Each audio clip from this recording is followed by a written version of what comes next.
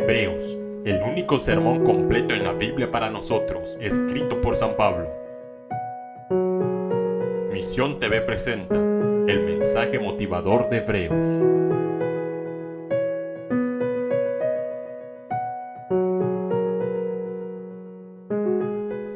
Hola mis hermanos, amigos, un gusto saludarlos. En este momento que usted está viendo el repaso de la lección número 6, Jesús el sacerdote fiel, estoy dando una campaña en la ciudad de Cucuyulapa, en Villahermosa, Tabasco. Y Misión TV, los ingenieros, todos tuvimos que grabar anticipadamente para estar puntualmente con ustedes y colaborar en el estudio de la lección de la escuela sabática. Así que estamos ahora en la lección 6, Jesús, el sacerdote fiel. Esta es una lección muy importante para nosotros los adventistas y para el mundo. El pastor Adid Cortés eligió Hebreos 7:26 para que sea el texto de memoria, que dice: porque tal sumo sacerdote nos convenía, como santo, inocente, sin mancha, apartado de los pecadores y hecho más sublime que los cielos. Ustedes saben que el pecado produjo un abismo entre Dios y nosotros. Este barranco se agravó porque el pecado también implicó corrupción de nuestra naturaleza humana. Dios es santo y el pecado no puede existir en la presencia de Dios. Por lo tanto, nuestra propia naturaleza corrupta nos separó de Dios. Además, el pecado cambió nuestra naturaleza, la corrompió, y esto empeoró nuestra situación porque hizo que nos fuera imposible como seres humanos obedecer la ley de Dios. Y por si fuera poco, otro terrible resultado es que nosotros como seres humanos dejamos de ver, dejamos de comprender el amor y la misericordia de nuestro Dios. Y entonces, como dice Elena White en El Camino a Cristo, llegamos a verlo como un Dios iracundo y exigente. Esta semana estudiaremos las acciones maravillosas que hicieron Jesús y su Padre para quitar o rellenar ese abismo, ese barranco entre ellos y nosotros. Lo primero que tenemos que entender es que un sacerdote es una persona que media entre Dios y el hombre. La palabra latina para sacerdote es pontífice. Esto significa constructor de puentes. Se centra en la función del sacerdote, que es quitar la división entre los reinos humano y divino. Hebreos 5 al 7, esos capítulos, nos brindan un análisis cuidadoso del sacerdocio de Jesús. Pablo analiza en esos textos el origen y el propósito del sacerdocio y después exhorta a los hebreos y a nosotros a no ignorar, sino a aferrarnos a este sumo sacerdote divino porque nos ofrece seguridad y esperanza. También el apóstol Pablo explica las características del sacerdocio de Jesús y sus implicaciones en la relación con Dios y con nosotros los creyentes. Pablo se centra en la principal característica de los sacerdotes, que es su santidad, cualidad que les permite tener acceso al reino divino. Así, dado que la función de los sacerdotes es mediar entre los humanos y Dios, el Dios santo y poderoso, la habilidad del sacerdote más importante es tener acceso dentro de ambas partes y representar bien a los seres humanos. Un sacerdote exitoso, entonces, debe ser capaz de representar fielmente a los seres humanos, a las personas a las que él pertenece y tener verdadero acceso a Dios. Veamos la parte del domingo. Un sacerdote en representación de los seres humanos. Los sacerdotes fueron designados por Dios para ministrar en favor de los seres humanos. Por lo tanto, debían ser misericordiosos y comprender las debilidades humanas.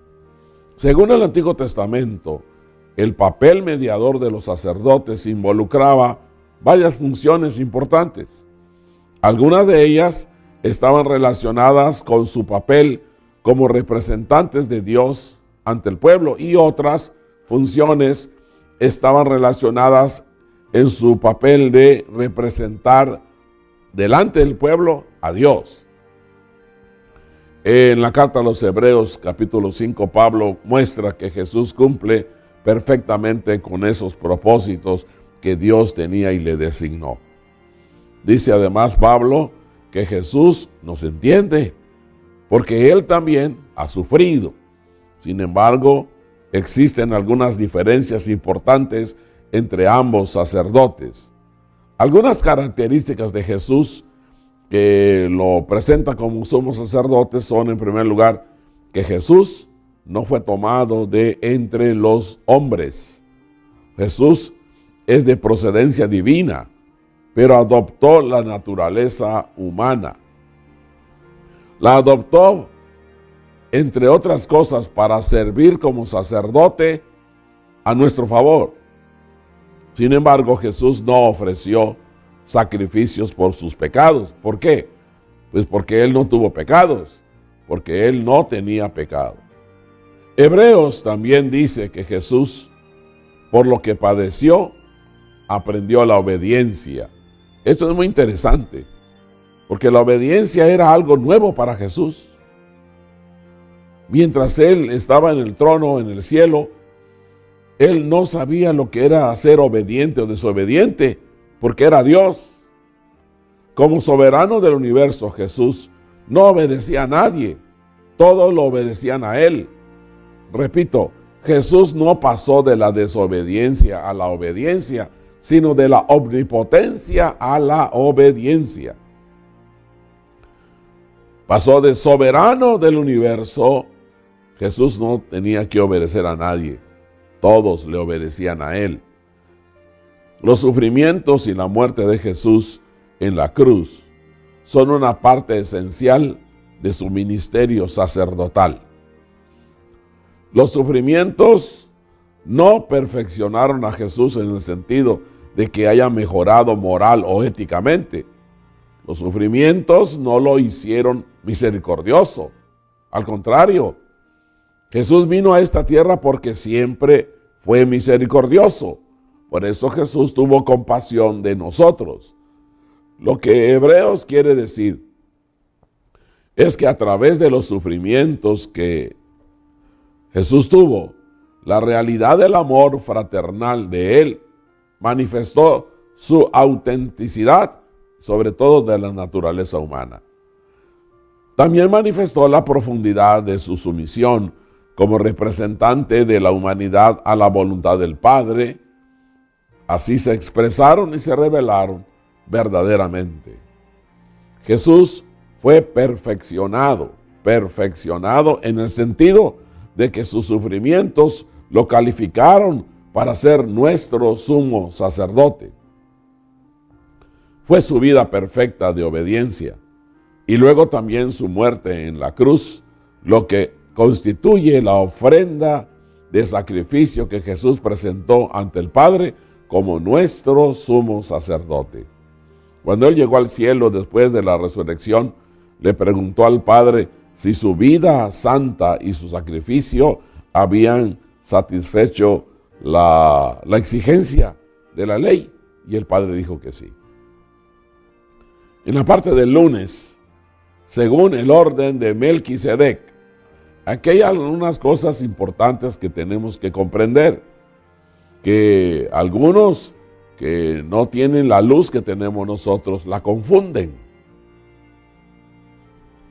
A mí nunca me gustó leer libros de hebreos, sobre hebreos, de otras personas, otros procedimientos que no fueran adventistas, porque meten ideas que cambian la manera de pensar correcta. Y en esta sección cuando hablamos de Melquisedec, puede ser que uno que otro interprete una cosa tan rara, como lo han hecho con la naturaleza humana de Cristo y la naturaleza divina. En Génesis, capítulo 14, Moisés nos dijo quién era Melquisedec, y Pablo nos dice que Melquisedec prefiguraba a Jesús. Melquisedec era rey y también era sacerdote. También era superior a Abraham, porque dice que Abraham le entregó el diezmo a Melquisedec, y normalmente el menor da el diezmo al mayor. De igual modo, Jesús es rey, es sacerdote. Sin embargo, la diferencia de Melquisedec con Jesús es que Melquisedec era pecador y Jesús no era pecador.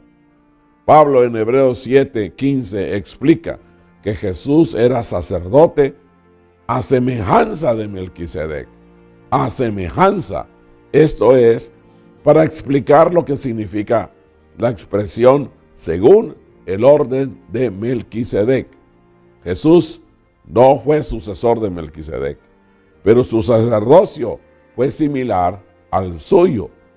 Por ejemplo, Pablo dice que Melquisedec no tenía padre, madre, genealogía, nacimiento ni muerte. Y algunos han sugerido que Melquisedec fue una encarnación de Jesús en la época de Abraham, imagínense. Y este pensamiento no se ajusta al argumento del libro de Hebreos. Melquisedec es alguien semejante a Jesús, lo que implica que él era una persona diferente a Jesús. Era semejante, pero era diferente. También se ha sugerido, han dicho cosas, que Melquisedec era un ser celestial. Imagínense eso. Pero esto destruiría el argumento de Hebreos, porque si Melquisedec no tuviera padre, madre, principio ni fin, sería un Dios también. Esto plantea un problema.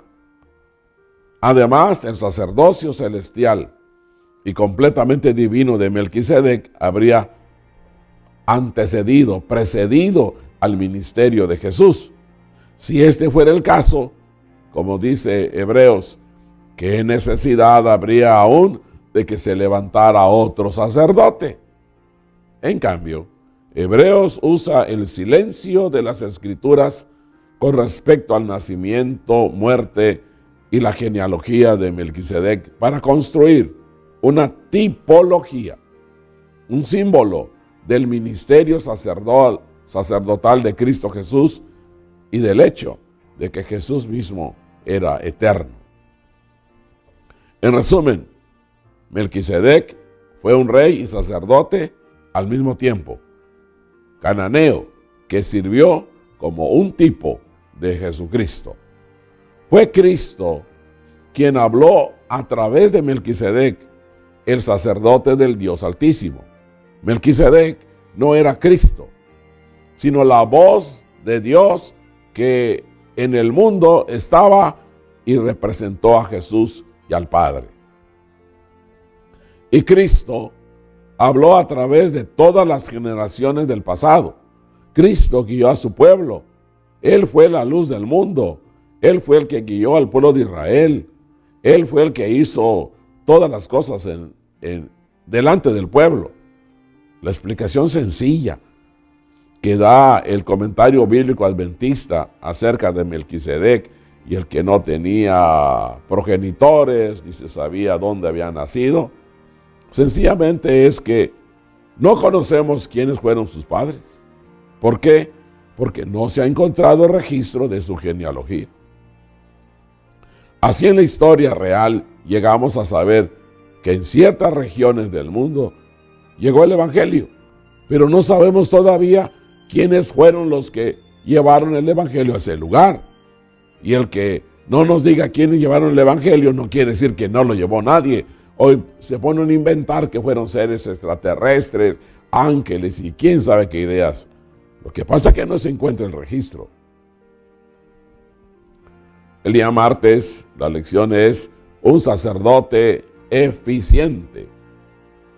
Si pues la perfección fuera por el sacerdocio levítico, porque bajo él recibió el pueblo la ley, ¿qué necesidad habría aún de que se levantara otro sacerdote según el orden de Melquisedec y que no fuese llamado según el orden de Aarón? Los sacerdotes son mediadores entre Dios y los seres humanos. Sin embargo, Hebreos dice que los sacerdotes levitas no podían ofrecer un acceso y completo confiado a Dios porque no podían ofrecer la perfección.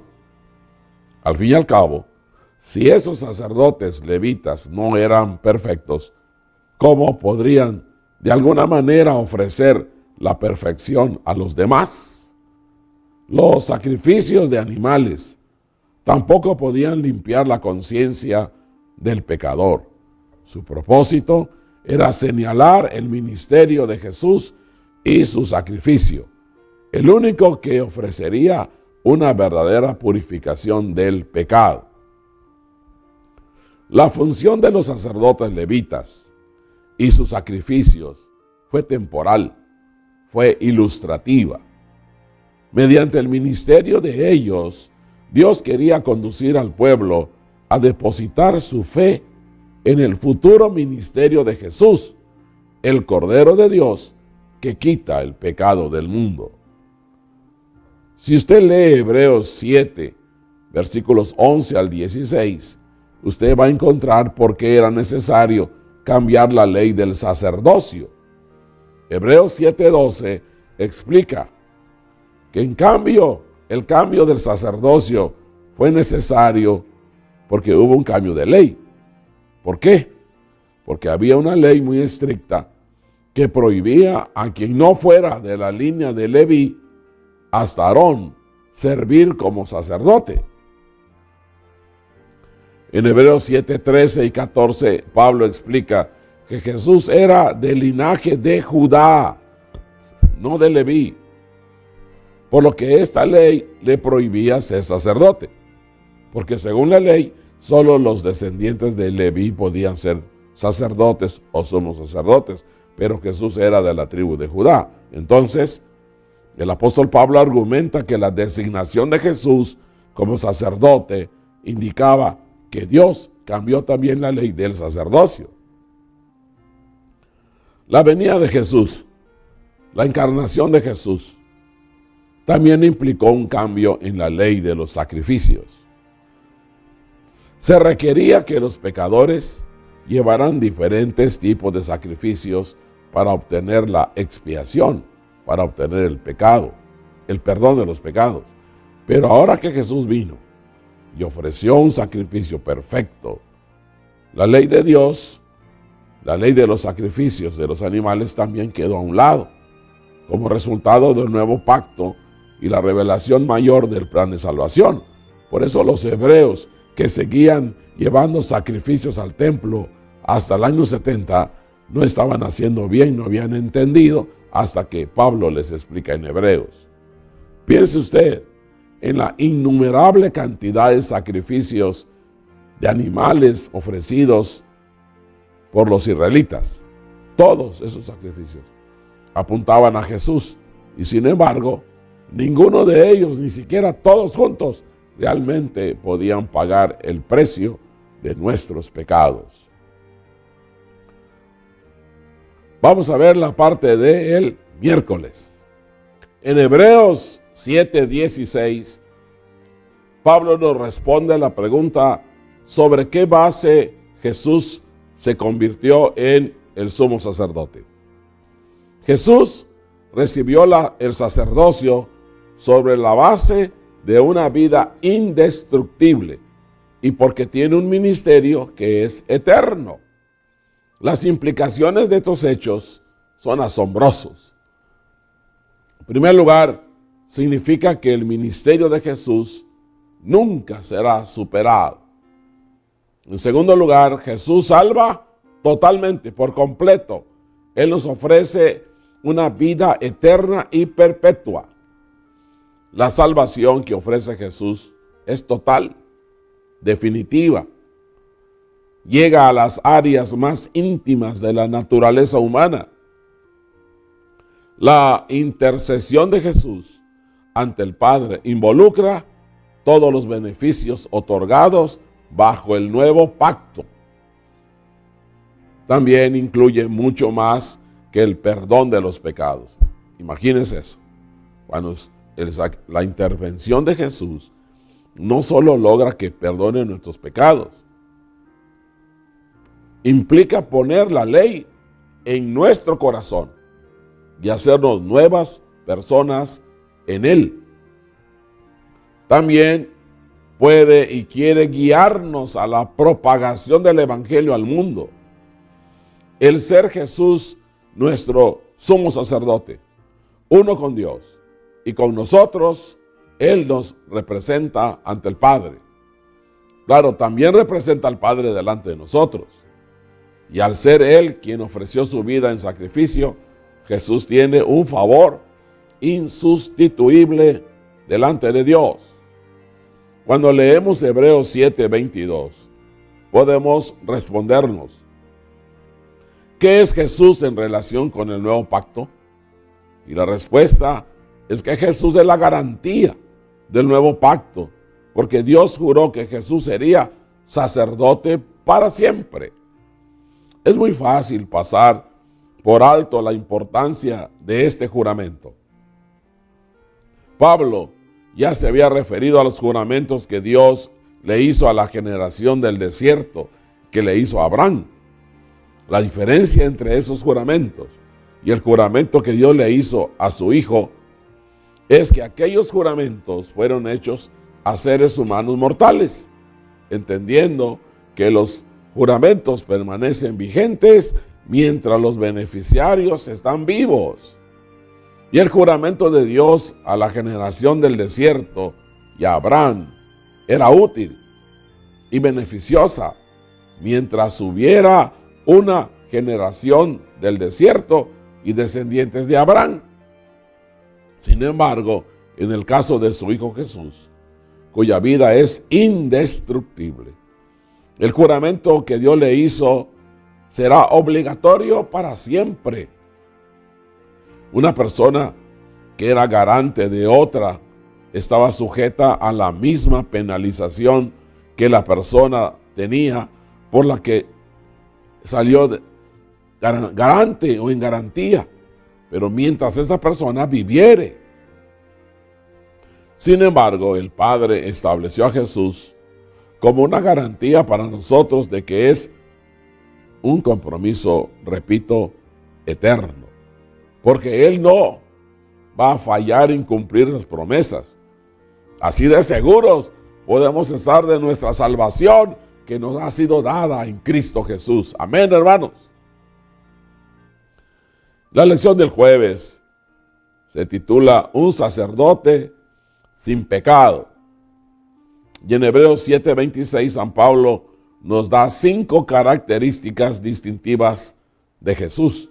Y esas características son, en primer lugar, que Jesús era santo.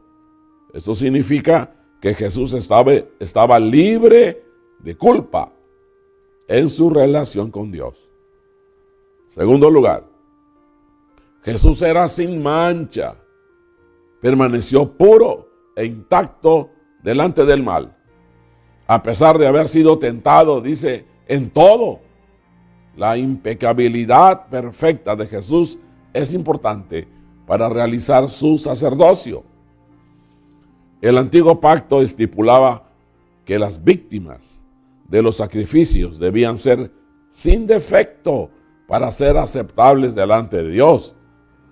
Así que Jesús, como sumo sacerdote, era perfecto porque era sin pecado, y como Cordero de Dios también porque era sin mancha. La perfecta obediencia de Jesús durante su vida terrenal hizo posible que ofreciera a sí mismo su vida como un sacrificio aceptable a Dios. En tercer lugar, Jesús fue apartado de los pecadores cuando ascendió al cielo. Jesús soportó la hostilidad de los pecadores durante su vida terrenal, pero salió victorioso. Y luego, como hemos leído varias veces, se sentó a la diestra de Dios. Cuando usted lee Apocalipsis 4 y 5, se da cuenta que Jesús, después que murió, resucitó y estuvo 40 días en la tierra, millones de ángeles lo escoltaron para ir al cielo, y cuando entró Jesús al cielo, hubo una ceremonia de bienvenida. Pero quiero destacar ahora cuando Jesús le preguntó a su padre si su vida santa y su sacrificio había completado la justicia, y el Padre dijo que sí.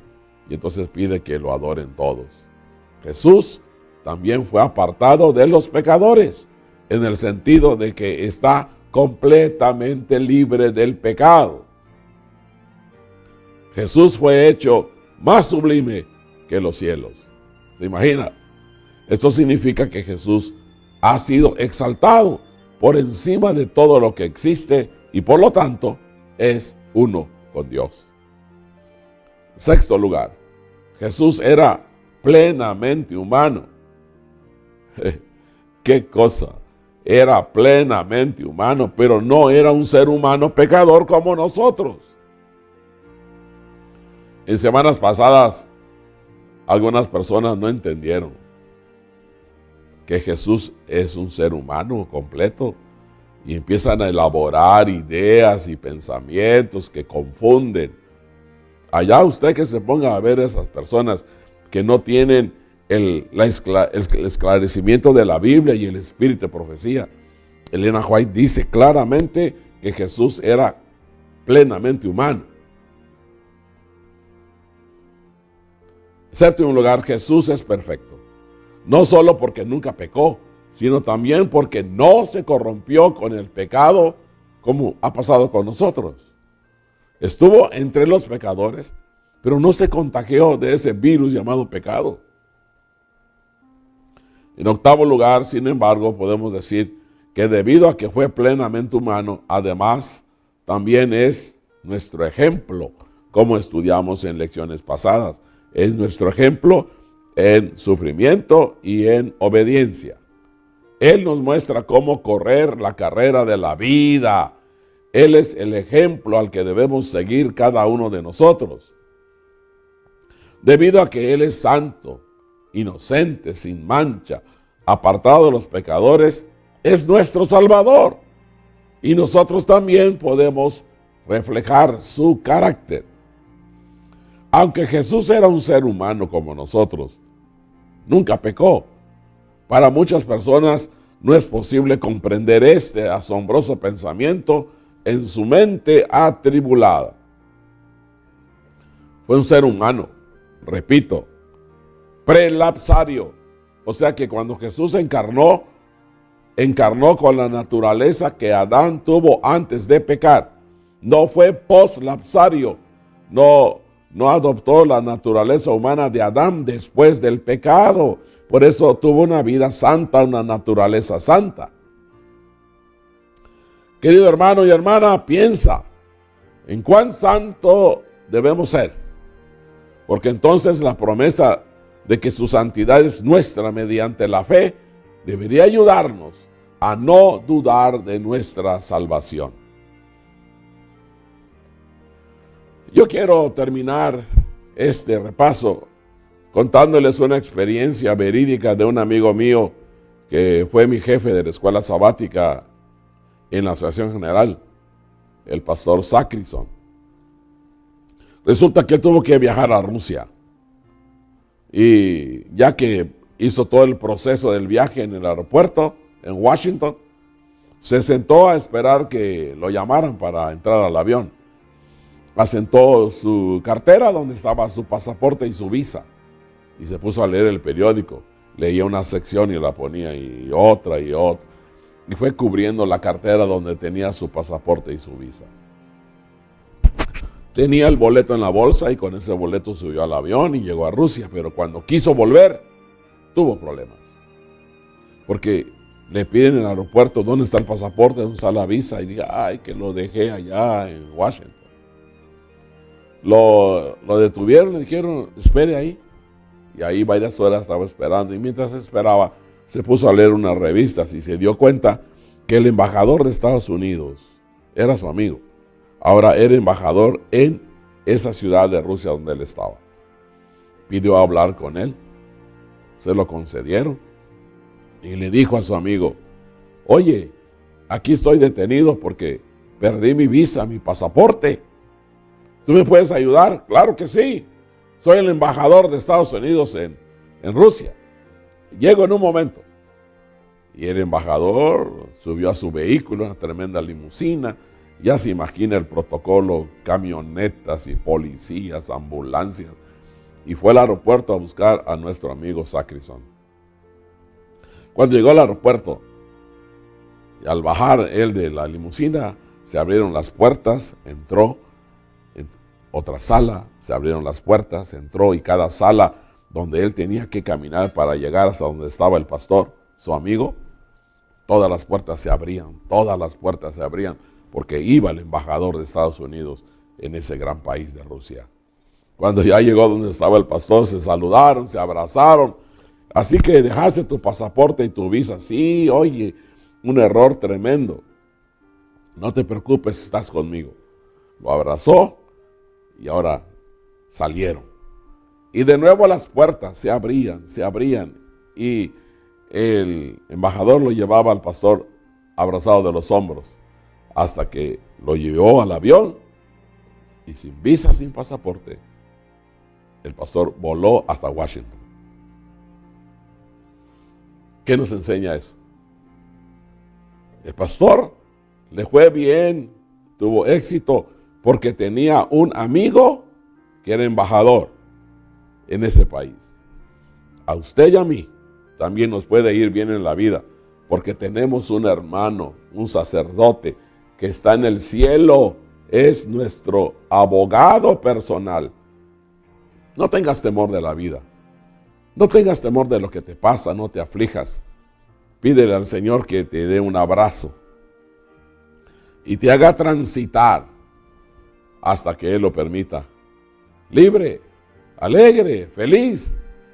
Termino diciéndote, tú tienes un amigo en el santuario celestial, un sacerdote, un sumo sacerdote fiel. Oremos. Gracias, Padre, por darnos la bendición de conocer estas grandes verdades profundas que algunos legos confunden. Gracias porque nos das oportunidad de saber que Jesús es nuestro sacerdote fiel. No solo es el Hijo prometido, no solo es nuestro hermano, es el dador del reposo y nuestro sacerdote. Te ruego bendigas a mis amigos y hermanos que se han conectado, que los llenes de muchas bendiciones y de salud.